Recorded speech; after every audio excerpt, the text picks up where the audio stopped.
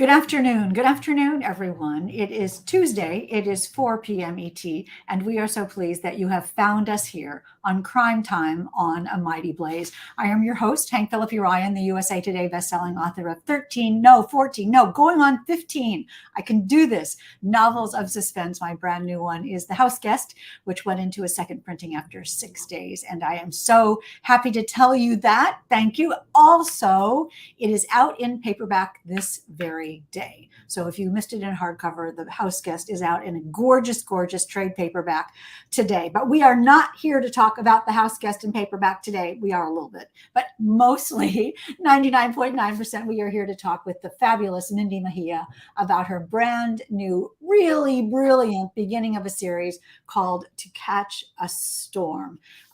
It is pub day for Mindy, and we are so thrilled to honor her and celebrate her today. Mindy, this is not your first novel, but do you ever get over the wonder of pub day? No, how could you? I think that's part of the draw, isn't it, for you too? That just that excitement of pub day and launching a new baby into the world. It's always exciting, and it feels like your first, and it feels like your 20th. Every time, don't you think? Completely so. Well, we'll both have to figure out what it feels like on our 20th. Yes. Long may we right. Do you have big plans for tonight? Are you having a party? Yes, so we're having a launch party tonight at Once Upon a Crime. It's the premier mystery bookshop in Minneapolis. So if you're in the area, please come out and visit. That is so much fun. I wish I could be there. And I'm sure that all the people, look at all the people who are here in the comments. Sherry and Shannon Hansen and Deborah Pross is here today. And Renee Herskowitz is saying, hi from stormy Southeast Florida. Oh my golly. Susie Baldwin is here, and that's marvelous. And Catherine Hollum and Kim O'Connor Rudder is here. Oh my golly. I love to see all of the comments come in. Speaking of comments, one of the people who I adore most in the world loves this book. We are talking to Mindy Mejia about To Catch a Storm. And let me read you what William Kent Kruger said about this book, because it is amazing. Listen to this. Kent Kruger says, a lot of people may think of the Midwest as nothing but placid fields of corn and soybeans. Mindy Mejia's stunning new thriller will change that. Set during a deadly ice storm, Mejia's story rushes across frozen Iowa landscape in a fury of fire and a hail of bullets. I finished To Catch a Storm in 2 sittings. He says, if I didn't have to sleep, I'd have done it in 1. Swear to God, this book is absolutely unputdownable, says Kent Kruger. What did you think when you saw that blurb? Did you burst out laughing? I screamed a little bit. Yeah, I was so excited. I love Kent. I love everything he writes. He's got his next standalone coming out, The River We Remember, next month. So excited for that. So yes, it was just a dream come true to get a blurb from William Kent Kruger. He's such a genius and such a beautiful writer, and doesn't blurb everyone. So it is quite an honor to hear how much he gloriously loved To Catch a Storm. He mentioned the Midwest in his blurb. Sherry says, excited to read a book set in Iowa where I live, says Sherry. So yay. So talk a little bit about that. I know you're passionate about writing about the Midwest, and you've talked in the past about how it's forgotten and how it's important and how much that means to you. Yes, well, I'm born and raised in Minnesota. I have lived in Minnesota most of my life, and so the Midwest is the landscape of my imagination. For as much and as widely as I travel, and I love to see new places, it's always the Midwest that comes to me in dreams, that comes to me in characters, and so that's the place that I write. This is the first book, so my 5th book, my first 4 were all set in Minnesota. This is the first one that is set in Iowa, and so I tell my Minnesota readers that I've gone international. But I went to school briefly in Iowa. I went to the University of Iowa, go Hawkeyes, and I had a lot of friends, made a lot of friends there, and so I would go back to visit a lot. And one time when I went back to visit, it was in the winter, it was February, it got really warm, unseasonably warm, and there was this rainstorm, and it was great out, and we were all having fun. The next day I was supposed to go home. The temperature dropped overnight, and everything froze. The entire state just froze solid. There were 2 roads open in Iowa, 80, which goes east to west, and 35 north, north to south, turning the state into fourths. Those are the only two roads that were open. It took me 13 hours to get home with semis overturned in ditches, hundreds of cars, hundreds of wrecks. I felt like I was off-roading on a glacier. I thought I was going to die that day. And so that is the scene, that is the trauma that I brought to the setting of this book, because the whole book takes place over an ice storm in Iowa.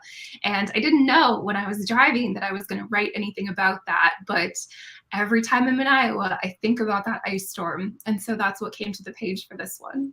Margaret in the back room says the true Iowa experience, LOL. Absolutely. Well, you do channel that fear and the ice. I grew up in Indiana, and I remember one of my first stories as a reporter in Indiana in 1975 was an ice storm in Indianapolis, where I was standing on I-65, can that possibly be? And it was closed, and there was not a car on this million-lane highway. I was just standing out on this frozen sheet of glass. And I thought, first of all, I can't even talk because I'm so cold.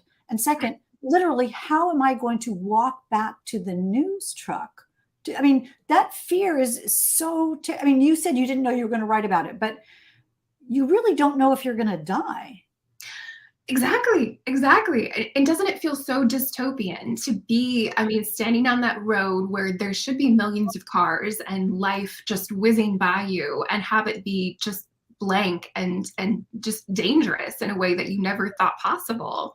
So what was it like? And we'll skip way forward, and then we'll go back to the book and talk a little bit about you and talk a bit about the book. But what was it like to write those storm scenes?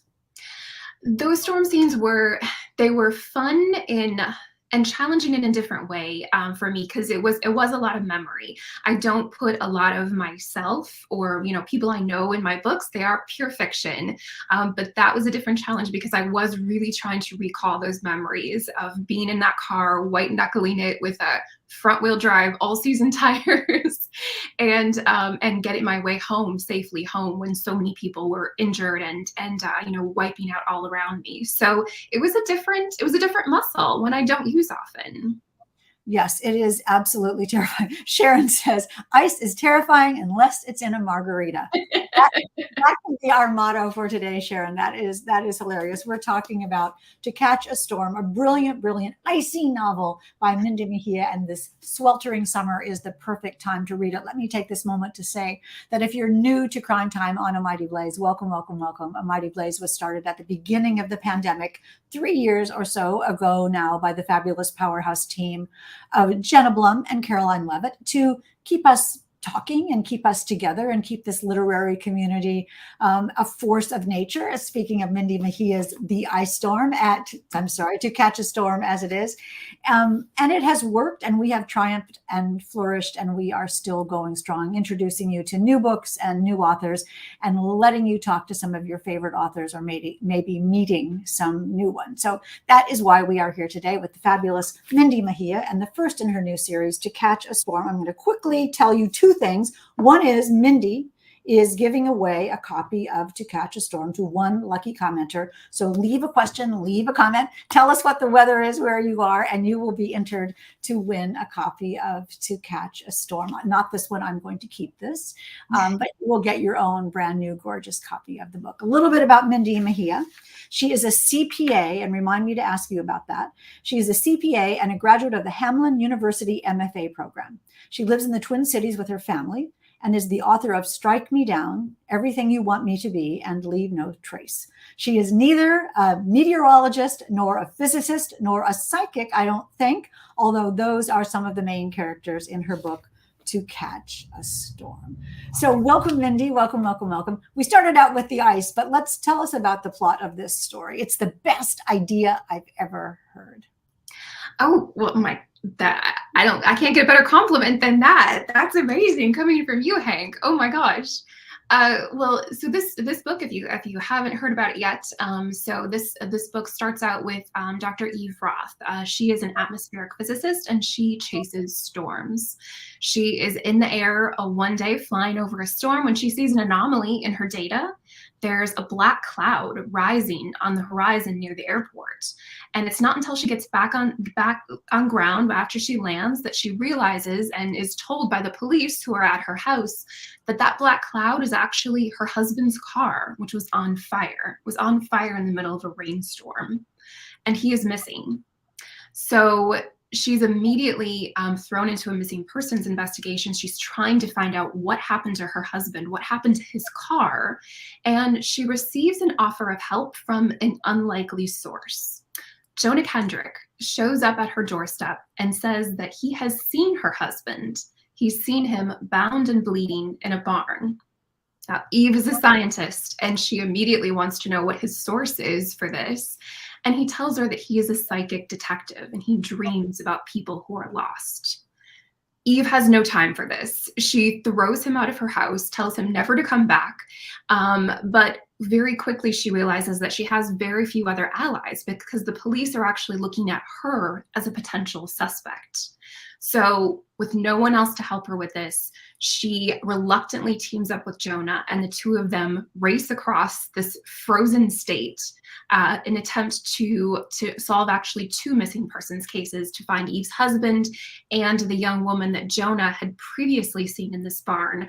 She was there 4 months ago and she's still missing. So the whole thing takes place over about 4 days. It's a very exciting, action-packed book, and I hope you pick it up. It's so funny. I'm smiling and smiling when you're talking about this disaster. We're talking about To Catch a Storm. And I thought, Hank, why are you smiling? And I realized it's because I was thinking of how brilliant it is to have a physicist and a psychic. I mean, of all conflict, of all different ways of thinking, of all different ways of looking at the world, different way. Yes, Darlene is saying, wow, interesting premise. It's so much so, Catherine says, sounds great. Yes, it is great. How did you come up with, and then we'll talk about Jonah and Eve, and I'm going to ask you if those are biblical on purpose. How did you think about, how did you figure out those two characters and their skills? Yeah, so the first character that came to me was Jonah, actually. I am a true crime podcast junkie. Show of hands in the chat. Does anyone else have a secret true crime vice? I was listening to a true crime podcast. It was an episode on psychic detectives, and I was fascinated by the idea. I'm sort of a skeptic when it comes to psychics and psychic information, but I've had a psychic experience once, and so I'm open to the idea that there's more out there that we can conceive of. So the idea of Jonah, of a psychic who dreams about people who are lost, just kind of sat in my head for a while, and I didn't have a story for him at first, but I knew I was going to write about him. And being a skeptic, I didn't really trust Jonah to solve a case all on his own. So what I wanted for him was actually to put him and pair him with someone who would be his complete opposite. And that is Eve. That's Dr. Eve Roth. She's the scientist. She's completely rational and evidence-based. And the two of them together, they experience the world in completely opposite ways. And I thought that would be such an interesting dynamic to explore on the page, and to see how two people who are so different could come together and work together for something greater than themselves. And also, we're all readers, and we can all figure out what would have to happen in a book, not in the plot, of course, but in the emotional development, is that clearly if they become connected, they're either going to fail or they're going to learn to embrace how the other person thinks as well as how they think. Talk a little bit about writing that, the two of them and their two ways of thinking, and why that's important to the book. Yeah, so it's important to the book. Well, they have both point of view characters, so we're hearing the story from both of them, in different chapters, as well as a third character as well. But it's important to understand how they receive information, how they're going to because they're both investigators in their own way. Obviously, Eve is an amateur sleuth. She's just trying to find her husband, but has to become an investigator in order to find him. And Jonah, on the other hand, he's a detective. He does this for a living. But how they both receive information and how they are looking for clues is completely different. You know, we've all read police procedurals or other investigative, you know, books where, you know, you're gathering information, you're sifting through clues, and what the two of them see as clues is completely different. So it's fun to have, you know, them in a scene together. Well, one will see something as evidence and the other will see it as irrelevant. And having them fight and try to figure out, okay, what can they actually rely on? What can they agree that they can rely on as a clue to get them further towards their goal? That's so profound what you say. What can they agree to rely on? That's a clue. And I want to sort of go behind the characters then to talk a little bit about what it was like for you to write the physicist and be Eve, and then be Jonah, the psychic, when you had, you know, you did those two point of view characters and the other point of view, Max. To just reveal, if you can, or delve into a little bit how you did those points of view and how you felt writing them, and like, was your posture different when you wrote Eve and from when you wrote Jonah? How was that? I don't know if my posture was different. I was kind of hunched. It's the general writer hunch. But for Eve, I did a lot more research because I am not a physicist. I'm a CPA. And so I did need to know a lot more about how her brain worked and what she would be looking for, what would strike her as important, and what she would trip on visually and, you know, through her senses, what's going to come up as important for her. So you mentioned their names. Actually, Eve came from Marie Curie's daughter, Eva. So I loved that name and wanted to kind of adopt a little bit of a physics heritage, you know. So that's where Eve's name came from. So yeah, she was very straightforward.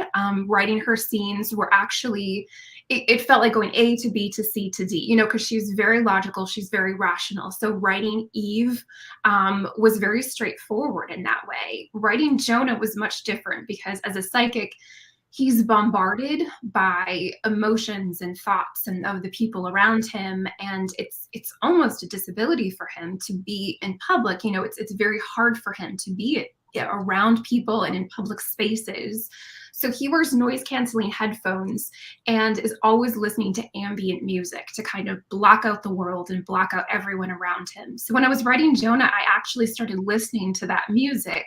And so I would always listen to that when I was writing him. And it helped me just kind of sink into his mind a little bit more. But his sections were a lot, they weren't that straightforward, logical A to B to C. It was, you know, it's kind of a swirl, you know, like what's hitting him, you know, how is he going to navigate through this situation? Nothing was rational in Jonah's chapters. Just so fascinating to think about you writing this, because again, behind the character, you are being the character, and you have to know so much and understand so much and intuit so much. Shannon says everybody's loving this. You have to know so much and learn so much and intuit so much about what it would feel like to be that person. And that, so in order to do that, you have to know it. So let's talk about science first and psychic second, if they're not the same. The science in the book is completely fascinating. It is just enough to make the reader feel smart without being overwhelmed with jargon. I mean, it is brilliant, and I loved every bit of the science part. Talk a little bit about, you know, how you found out those cool things. I wore a hole in the carpet in the 530 section of natural sciences at my local library. So it was just a lot of checking out of books, listening to some science-based podcasts, but mostly reading. And so I did, I thanked in the acknowledgments a lot of the authors, you know, whose books that I read, mostly popular science books, because I can't digest or understand anything more complicated than that. It was ones that were written. You don't need to for these purposes. Exactly. So no, it was just a lot of reading. And then when we were in specific situations where Eve needed to know something that I didn't know, I would have to pause or kind of skip over that section so that I could really do the research and hopefully get it right, so that I could see what she's seen, know what she knows. I can imagine, and I wonder if this happened to you, I can imagine that some of the things you discovered were like amazingly relevant to the novel and pushed it forward in a way that you couldn't have known without that bit of information. Did that ever happen? There was a few concepts that definitely struck a chord for me. And one actually it kind of became a metaphor in the book, but it's a quantum entanglement. So, in quantum theory, quantum mechanics, there is a phenomenon where a particle can actually be entangled with another particle. So it just means that when one spins, the other will spin the same way and at the same time.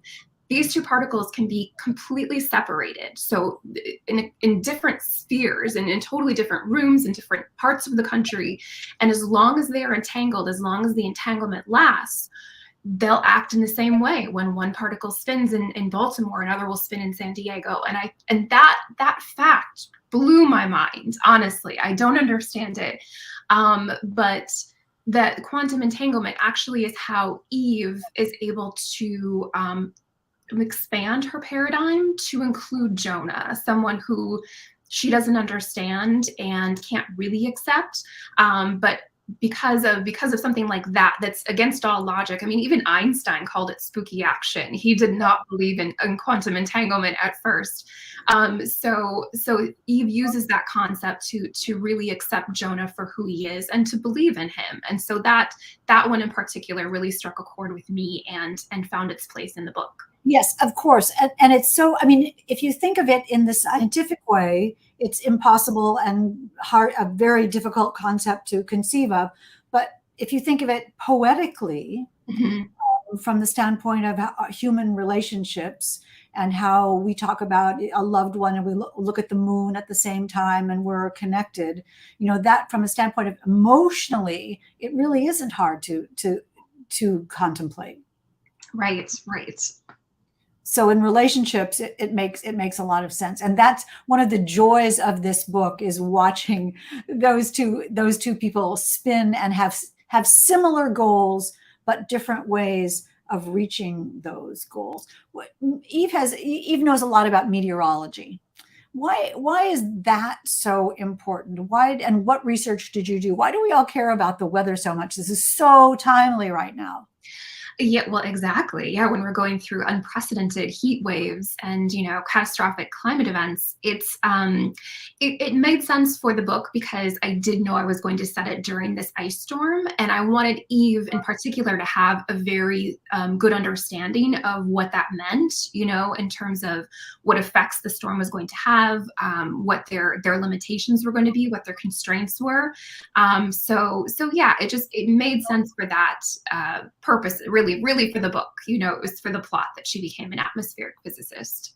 But it makes her so relatable as well, because when you talk about weather events, we can picture that it's incredibly cinematic. The setting is so powerful in this novel. And back to talking about the Midwest. Tell us how you think of the Midwest when it comes to that place as a setting, as a physical setting. What does being in the Midwest mean, and how does that affect your novels? Well, in terms of crime novels, obviously, there's just more places to hide bodies, right? Oh, yeah.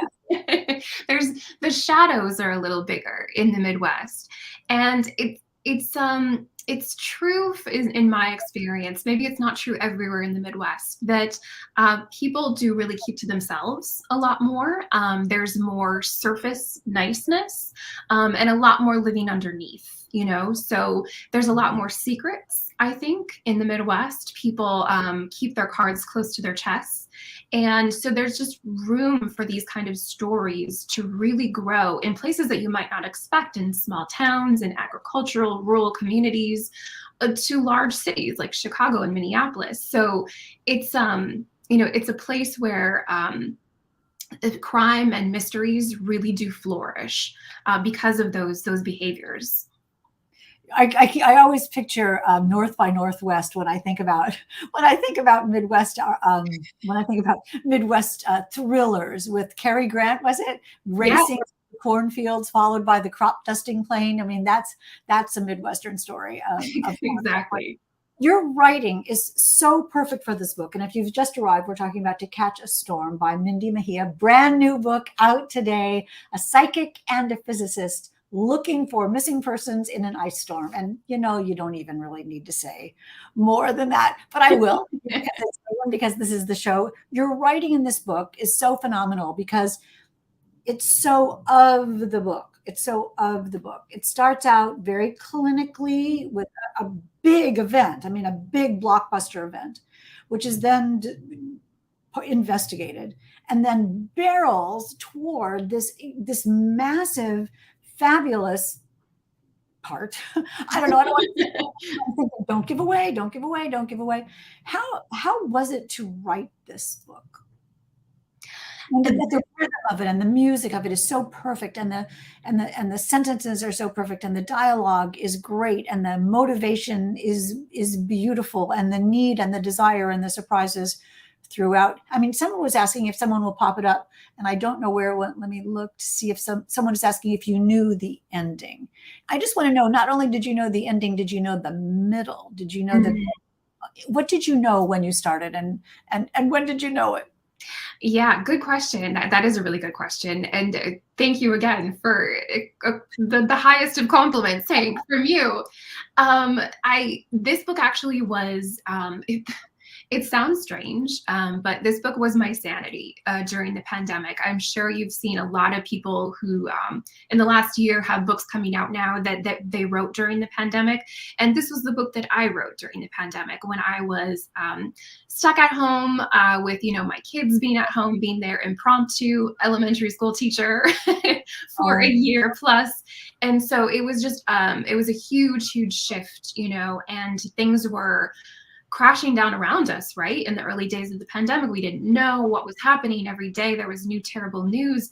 The only thing I could control was this world. It felt like the only thing that I had that was mine was even Jonah. And so this book was, I don't want to say therapy necessarily, but it was so cathartic for me to be in this book and with these characters, and knowing that they were in pursuit of something good, and that, just to be rooting for them the whole time, even though, they get themselves into worse and worse circumstances, I was always cheering for them. So it was a wonderful experience writing this book.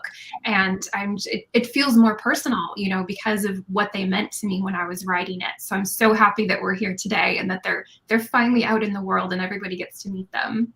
Well, you will all love Eve and Jonah, and we will see what happens with the other characters in the book, because Shannon Hansen says, I need to get my hands on this book. Yes, indeed you do. And the part of the good news of this book is that it's the beginning of a series, right? Talk a little bit about that and when and why you decided to do that.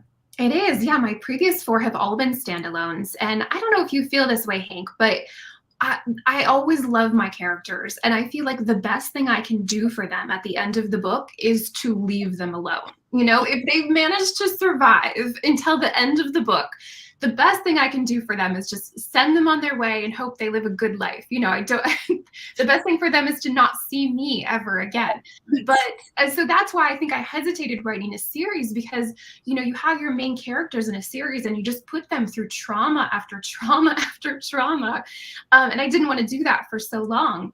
So this series actually came about because I had the idea, sort of like Tana French. I don't know if anyone's familiar with the Dublin Murder Squad series that she writes, but she features a different main character in every book. So it's always the same world, but it's a different character. So that is what I've done here and what I'm starting with this series. There are, main characters that will be main characters throughout, but I'm highlighting different characters in each book. So there's a side character in book 1 who will be one of our main characters in book 2. And I can't tell you who, because then you'll know who survives book 1.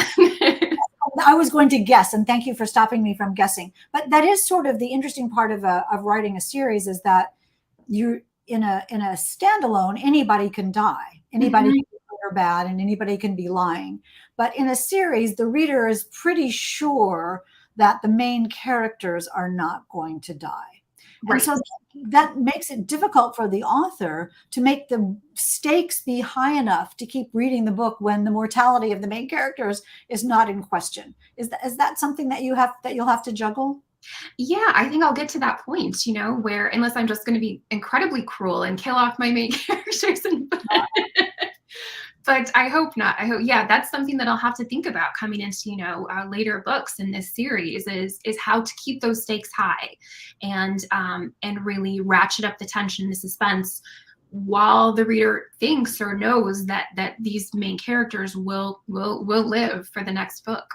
I mean, it just has to be a person that matters to the main characters, that they do anything to Yes. save, and their lives will be ruined if this person it does not exist. And so, and it's a way of expanding their lives a little bit, isn't it? Making it be more about their world and not Mhm. just the two of them who we meet so fabulously in To Catch a Storm. It is what's something that you learned? I mean, I don't mean this to be out of the clear blue, and we're talking about weather in this book, but what's something that you learned, either besides quantum entanglement, about you or writing or your life? I know you talked about the pandemic a little bit, and how this was saving to you. Your relationship with your kids, your relationship with your family, your relationship with writing. You tried something new. Mhm.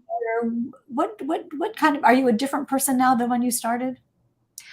Then when I started writing this book, Yeah. yeah, I think I am. I think I'm a more intentional person. So I did pick up a habit. I did learn from Jonah and started listening to ambient music. So it's not just when I write Jonah's scenes now. I'm being much more intentional about unplugging when I'm writing. And so I put, if anyone's interested, I listen to Quiet Quest on YouTube. It's a channel there where you can listen to ambient music for free.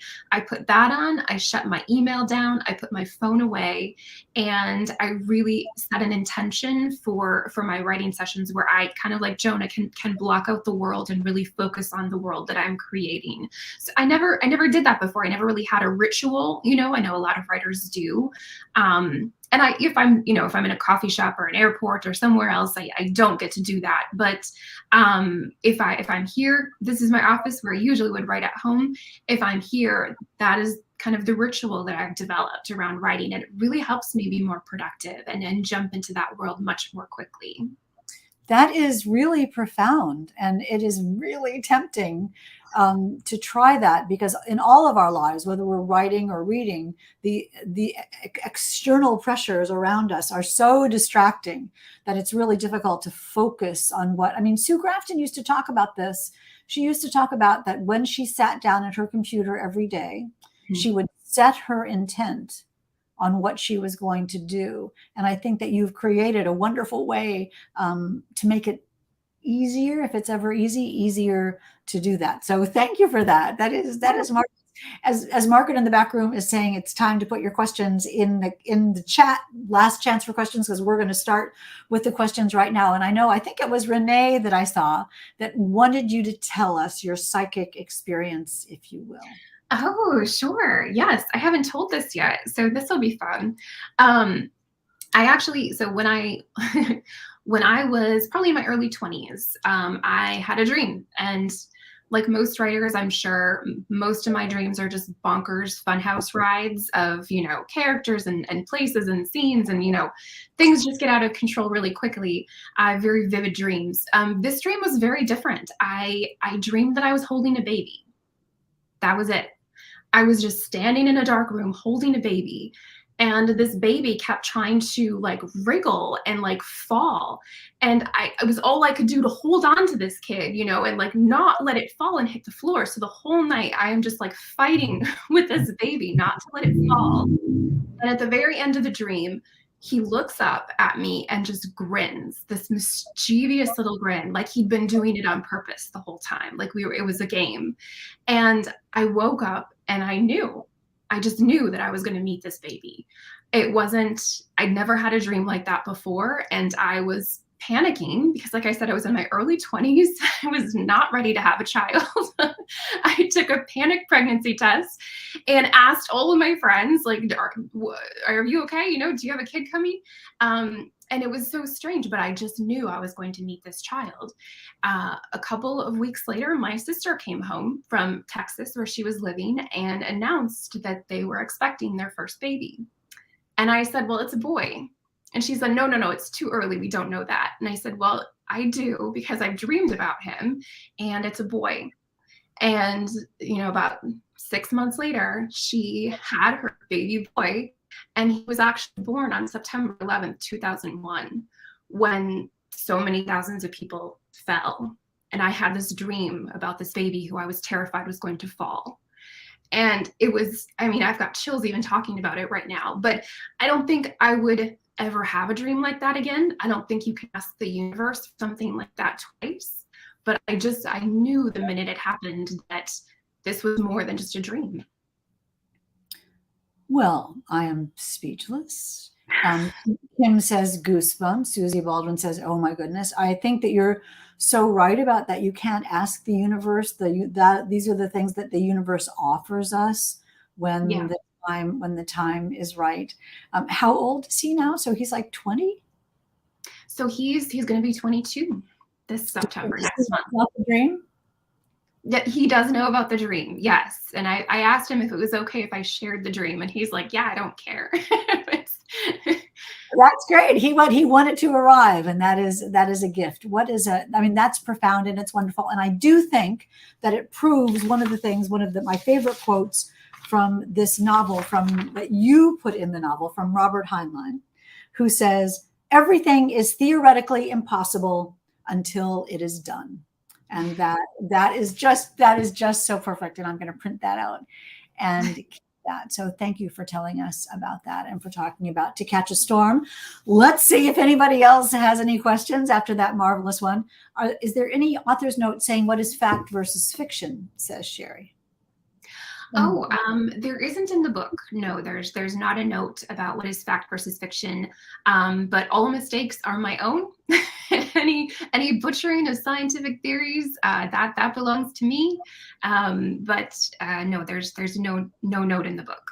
But after all that work in the library, you mean it to be true. And maybe what she's meaning is there made up science, something that you just made up? Oh, there's no made up science. No, there might be inaccuracies, but nothing that I intentionally made up. Of course, Jonah's abilities are completely fabricated. I did base him slightly on Edward Casey, the sleeping psychic, the turn of the century sleeping psychic. But his abilities are really completely fictional, obviously. And there would be no way to know what would be whatever real is about psychic abilities, since that's something that we just don't understand yet. Exactly. Until we do, and someday we do. Catherine Holland is saying, did you have input in that fantastic cover, the Fire and Ice cover? It's gorgeous, isn't it? I did have a little bit of input into it. We had 3 different cover choices, and I loved this one the most. And thankfully, my editor did too. So we were in agreement on that one. Did you always call it To Catch a Storm? I did. It was my working title, and I was really happy that we got to keep it. That's great. Couple more questions. Who else has a question? I know I saw some, Margaret, in the chat. Do your kids let you, Renee says, hey, Renee, do your kids let you have personal time during the pandemic to write? Did they leave you alone? I bet they're great at math now. Yeah, so great. Yes. They were in 4th and 2nd grade at the time when, we first went into lockdown. So I didn't have a lot of personal time to write. If they were doing homework assignments, sometimes I'd kick them out of the house and call it recess. And then I would write a little bit. Or also I wrote in my car. When my husband came home, I would drive to a parking lot and write for a while.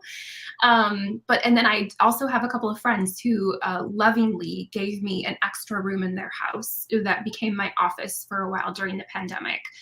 So I would go there and write for a little bit. And that was just a godsend. They're amazing people. Nick and Melanie Lively, thank you so much forever. That is true friendship. And it obviously turned out to be a great thing since it gave birth to Catch a Storm by Mindy Mejia. One last question before we do the giveaway. Do we have one more? We have a lot of questions. I saw them. Will you be writing any standalone novels while writing the series? Come on, give her a Renee, will you?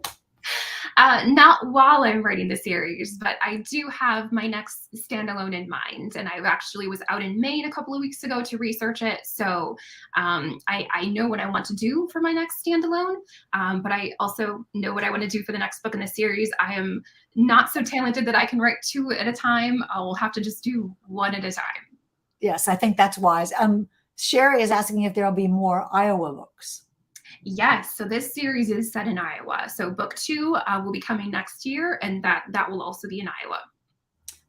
And Renee says, will your novel make us feel cool during this extreme heat? I hope so. Amazing. Well, it will certainly keep you turning the pages, and if riffling the pages quickly makes you fan, you can use it as a fan.